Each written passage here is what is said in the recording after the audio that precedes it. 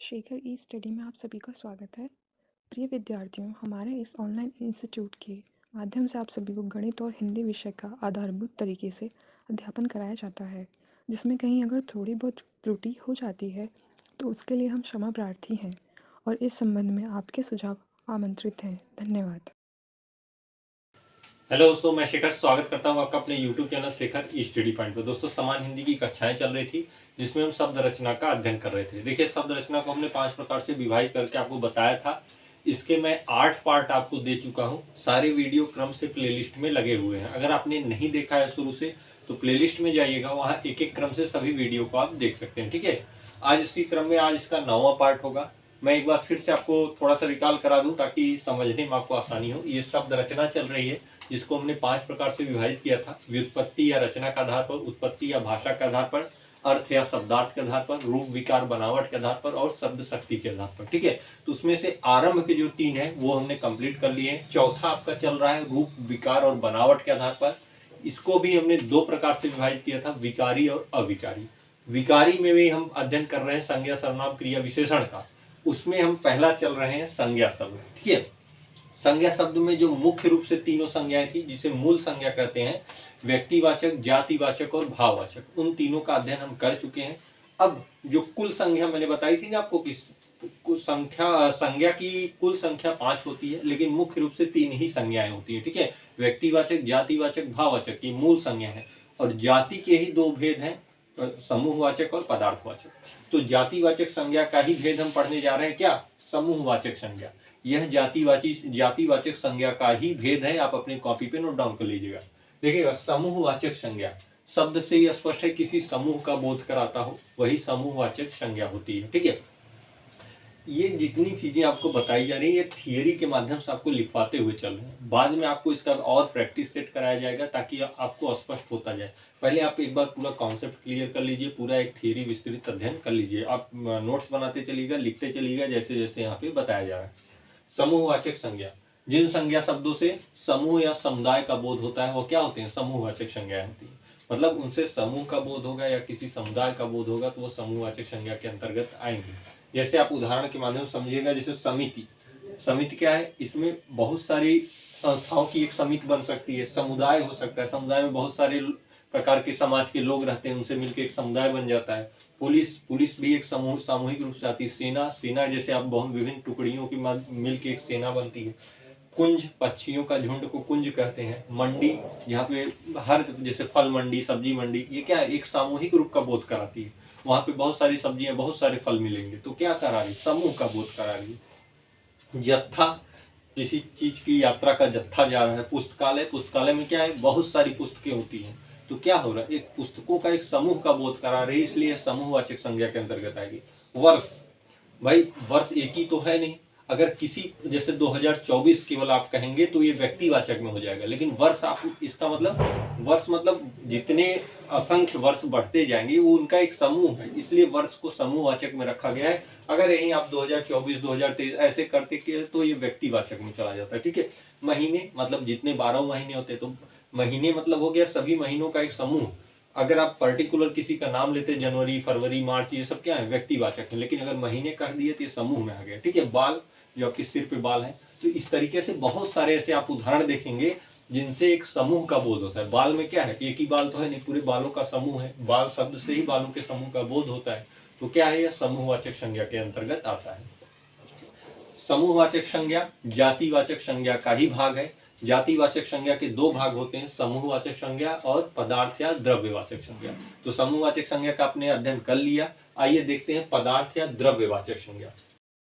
जातिवाचक संज्ञा का ही दूसरा भाग है द्रव्यवाचक संज्ञा। जैसे आपने अभी समूहवाचक संज्ञा का अध्ययन कर लिया, अब ये दूसरा है द्रव्यवाचक संज्ञा, जिसे आप पदार्थवाचक संज्ञा भी कहते हैं। चाहे आपको द्रव्यवाचक दे दे या पदार्थवाचक दे दे, दोनों एक ही है। ठीक है, वैसे पदार्थ शब्द से स्पष्ट हो जाता है किसी पदार्थ के बारे में या किसी द्रव्य के बारे में इसमें होगा। ठीक है, जैसे जिन संज्ञा शब्दों से किसी वस्तु की मात्रा, नाप, तौल का बोध होता है उन्हें द्रव्यवाचक संज्ञा कहते हैं। जैसे ऐसी संज्ञा शब्द होंगे जिनमें पदार्थ एवं उसके माप तौल या उनकी मात्रा का बोध होता है, वहां पे द्रव्यवाचक संज्ञाएं होती हैं। जैसे आप उदाहरण देखिएगा, ऑक्सीजन, नाइट्रोजन, पानी, पीतल, सोना, लोहा, ऐसे बहुत सारी चीजें जैसे आलू, प्याज, इनकी क्या होती है, माप तौल होती है। चांदी, तेल, लोहा, ये सब क्या है, द्रव्यवाचक संज्ञा है, द्रव्यवाचक संज्ञा, ठीक है, द्रव नहीं, द्रव्यवाचक संज्ञा है। जैसे मैंने यहाँ पे लिखा है द्रव्य, तो ऐसी संख्या जिनकी कोई क्या माप सके, माप तौल कर सके, उनकी मात्रा का निर्धारण कर सके, ये सब सारी चीजें किस में आती है, द्रव्यवाचक संज्ञाओं में आती है। जैसे अगर आप उदाहरण देखेंगे तो मंडी में 5 पसेरी गेहूं खरीदे, मंडी से में 5 पसेरी गेहूं खरीदते, ये क्या है, द्रव्यवाचक संज्ञा का उदाहरण है। बाजार में 2 दर्जन केले खरीदे, ये मात्रा का वर्णन कर रहा है, कितने माप तौल का वर्णन हो रहा है, तो क्या है, द्रव्यवाचक संज्ञा है।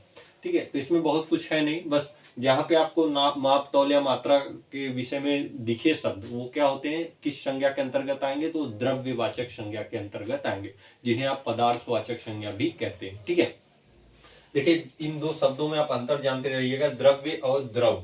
ठीक है, द्रव्य मतलब हो जाता है मटेरियल से संबंधित, मतलब उसमें सारी इस तरीके के माप तौल के जितने भी मटेरियल हैं वो द्रव्य के अंतर्गत आ जाते हैं। लेकिन अगर द्रव केवल कहे, द्रव में केवल तरल पदार्थ आते हैं। ठीक है, द्रव में केवल तरल पदार्थ आते हैं, लेकिन द्रव्य में मटेरियल मतलब ओवरऑल जिनकी माप तौल हो सके, मात्रा का निर्धारण हो सके, वो क्या किसमें आ जाते हैं, द्रव्य में आ जाते हैं, जिन्हें मटेरियल आप कह सकते हैं। ठीक है, और द्रव तरल पदार्थों में। तो संज्ञा शब्द यहाँ पे समाप्त होता है, जो विकारी में पहला था आपका संज्ञा शब्द यहाँ पे समाप्त होता है। आपने मुख्य रूप से 3 संज्ञाएं और ओवरऑल कुल 5 संज्ञाओं को देख लिया है। इनको आप नोट डाउन करिएगा और एक बार रिवाइज करिएगा। ठीक है, आगे जब प्रैक्टिस कराऊंगा तो इनसे बहुत आपको सहायता मिलेगी, आप तभी समझ पाएंगे कि कैसे निर्धारण करना है कि कौन सी संज्ञा है। ठीक है, तो विकारी शब्द में हमने 4 भाग से बताया था आपको, संज्ञा, सर्वनाम, क्रिया, विशेषण। संज्ञा समाप्त हुआ। अब आइए देखते हैं सर्वनाम। सर्वनाम की पहली उसका एक सामान्य परिचय देखेंगे, फिर सर्वनाम को विभाजित करके हम आपको बताएंगे। ठीक है, तो आइए शुरुआत करते हैं विकारी शब्द में सर्वनाम। देखिए विकारी शब्दों में अगला है सर्वनाम। ठीक है, संज्ञा आपने अध्ययन कर लिया, सर्वनाम। सर्वधर्म नाम मतलब सभी का नाम, इसका संधि विच्छेद हो गया। वैसे अगर आप सर्वनाम को समझेंगे तो ऐसे शब्द जो संज्ञा के स्थान पर प्रयोग में लाए जाते हैं, मतलब वाक्य की शुद्धता और उसमें आकर्षण बढ़ाने के लिए ये सर्वनाम शब्द संज्ञा के स्थान पर प्रयोग होते हैं। तो उन्हें ऐसे शब्द जो संज्ञा के स्थान पर प्रयोग होते हैं उन्हीं को सर्वनाम कहते हैं। जैसे समझिएगा, सर्वधर्म सभी का नाम। ठीक है, ऐसे शब्द जो संज्ञा के स्थान पर प्रयोग में लाए जाते हैं। किस तरीके से, जैसे अगर आप एक पैरा लीजिए, राम बहुत अच्छा लड़का है, फिर हम कहें कि राम विद्यालय जाता है, फिर कहें राम विद्यालय में पढ़ता है, फिर कहें राम विद्यालय में पढ़कर घर वापस आ जाता है।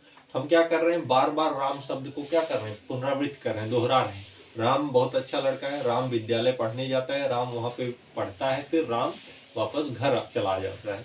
तो इसमें क्या है, अगर इस तरीके से अगर आप वाक्य को पैरा को लिखेंगे तो यहाँ पे बहुत आकर्षण नहीं रहेगा, ये व्याकरणिक दृष्टि से त्रुटि मानी जाती है, क्योंकि हम राम शब्द की बार बार पुनरावृत्ति कर रहे हैं। अगर हम इसी तरीके से इसको कन्वर्ट करके लिखें कि राम बहुत अच्छा लड़का है, वह विद्यालय जाता है पढ़ने के लिए, वहां पे विद्यालय पढ़ता है, फिर वह विद्यालय पढ़ के वापस आ जाता है, विद्यालय से पढ़ के वापस आ जाता है।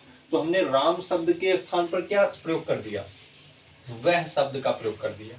तो ऐसे शब्द जो राम क्या है, संज्ञा है, किसी व्यक्ति का पर्टिकुलर नाम है, तो क्या है, संज्ञा शब्द है।